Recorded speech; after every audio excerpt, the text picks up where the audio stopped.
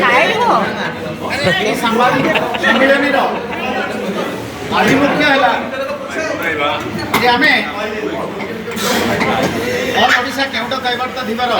କ୍ରିୟାନୁଷ୍ଠାନ କମିଟି 21 ତାରିଖ ଜାନୁଆରୀ ମାସରେ ନୋଟିସ୍ କରିଥିଲୁ ଗଭର୍ଣ୍ଣରଙ୍କୁ ଯେ ଆମକୁ ସାକ୍ଷାତ କରିବା ପାଇଁ ସମୟ ଦିଅନ୍ତୁ, ନହେଲେ 11 ତାରିଖରେ ଆମେ ବଲାଙ୍ଗୀର କଲେକ୍ଟର ପାଖରେ ଧାରଣାରେ ବସିବୁ ଏବଂ 20 ତାରିଖରେ ଗଭର୍ଣ୍ଣର ହାଉସ୍ ସାମ୍ନାରେ ଆମେ ଧାରଣାରେ ବସିବୁ। ତ 11 ତାରିଖଟାକୁ ଆମେ ପୋଷ୍ଟପୋନ୍ କଲୁ, କାହିଁକିନା ଗଭର୍ଣ୍ଣର ହାଉସ୍ରେ ଯେତେବେଳେ ବସୁଛୁ କଲେକ୍ଟର ଅଫିସ୍ ସାମ୍ନାରେ ବସିବାର କିଛି ଆଉ ପ୍ରାସଙ୍ଗିକତା ନଥିଲା। ଆମେ 20 ତାରିଖରୁ କାଲି ଆସିଲା ସମୟରେ ଆମେ पुलिस डीसीपी ऑफिस रु परमिशन करथिलु। से प्रथमे से परमिशन रो चिठीटा को लुचेई देले। मो पाखरे जो गोटे मोर रेफरेंस कॉपी थिला सेटा को देखला रु बसेली 12 टारे कहले जे गवर्नर पाखरे साक्षात करिवो। 10 मिनिट परे कहले जे नहीं गवर्नर अदरवाइज बिजी अछंती,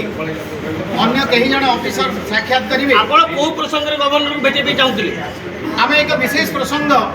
जोटा हमर ओडिसा रे प्राय 9 लाख अनुसूचित जो माने अस्पृश्य अनुसूचित जाति लोक अच्छु आमर संरक्षण सुविधा को केउट कैवर्त जातिर लोक मैंने चंचकता करिकरी से माने एससी भीतर को पळे आसीचंती। विगत दिन रे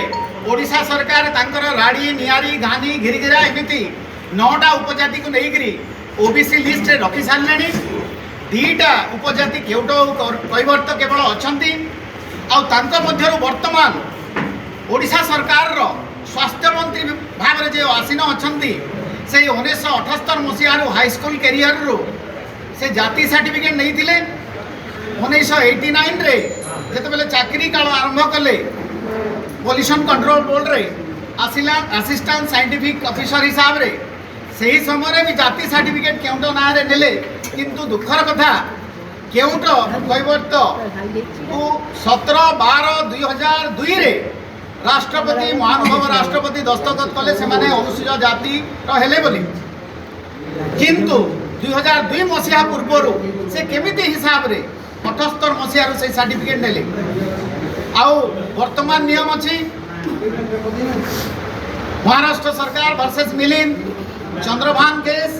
सुप्रीम कोर्ट एवं नित्यानंद शर्मा केस रे कहिछि जे कोनोसी लोक राष्ट्रपति अनुमोदित अनुसूचित जाति लिस्ट रे न थाइकरी से जदि जाति सर्टिफिकेट नब सेटा को जाल प्रमाणित करबा पई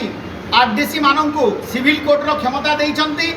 आउ सेटा प्रमाणित हेले जहाँ से माने सरकारी पाउना नहीं थिबे, स्कॉलरशिप नहीं थिबे, दरमा नहीं थिबे, एलाउंस नहीं थिबे, सब रिकवरी हेबो एवं तांको नाम रे क्रिमिनल प्रोसीजर आरंभ हेबो।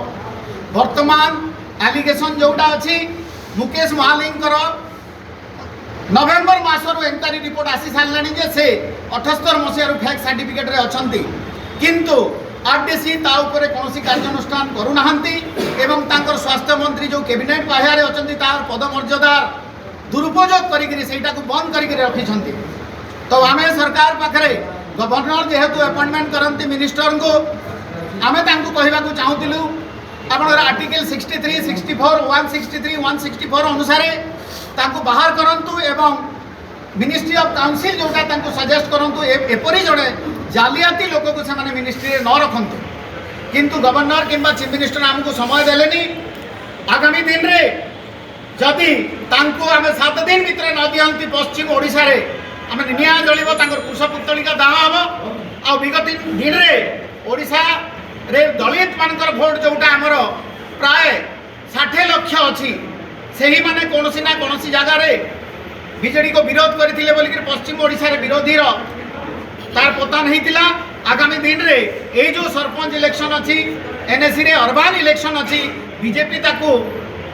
ए करबा को पड़िबो। आमे हाई कोर्ट रो भी द्वारस्थ हेतिलु 2/4/2024 रे 8 सप्ताह भितरे सही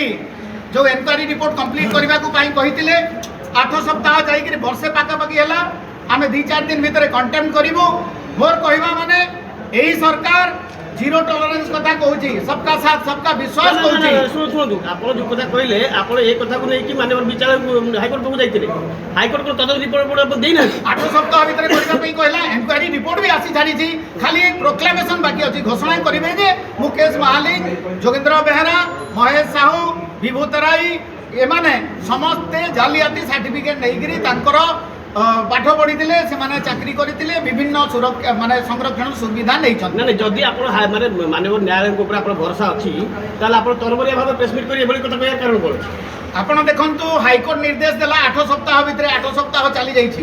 विगत दिन रे आमे हाईकोर्ट को भी आमे सम्मान करूछु कंटेम्प्ट को काई दिया जे हाईकोर्ट को मानिबार गोटे अपन डायरेक्टिव प्रिंसिपल अनुसार सरकार मानिबा को बाध्य किंतु आपनकर 8 सप्ताह तो 6 मास रे गलानी 2024 रे आपण गोटे कथा स्पष्ट करंतु माननीय न्यायालय निर्देश देइछन्ति कि राज्य सरकार माननीय न्यायालय रो निर्देश को आरटीसी माने मानि नाहंती काई के ना कैबिनेट मिनिस्टर हिसाब प्रेशर पकई करी सेही जो निर्देश को मान्यवर निर्देश हाईकोर्ट रो निर्देश को से चपाई करी रखी जंती तो आमे कौन करिवो जदि हाईकोर्ट को जीवो हमर कथा न बुझिबे राजरास्ता को न आसीबो कौन करिवो काहे कि ना विगत दिन रे ओएस रिजल्ट जते बेले बाहरिला 89 पोस्ट आमर एससी पाई रिजर्व थिला 45 टा ताको भितर पाइचंती आमर जणे सेठी से जो अनुसूचित जाति पाई संरक्षित थाला सेठु जदि जणे एससी आसी थांता आज सेही कैबिनेट मिनिस्टर थांता से माने होचंती ओबीसी ग्रुप रो तांकर 9टा जाति जोटा ए 24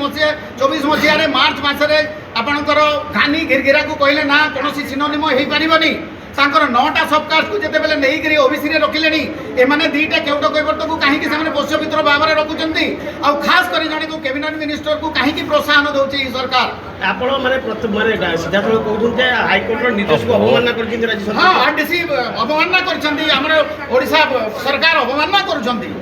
आमे कंटेम्प्ट को जीवु कंटेम्प्ट जीवा को कान कोन पड़िबो आमे निर्देशालय को आमे माने गोटे हाईकोर्ट को से सम्मान करिबा कथा कंटेम्प्ट कथा काई उठुची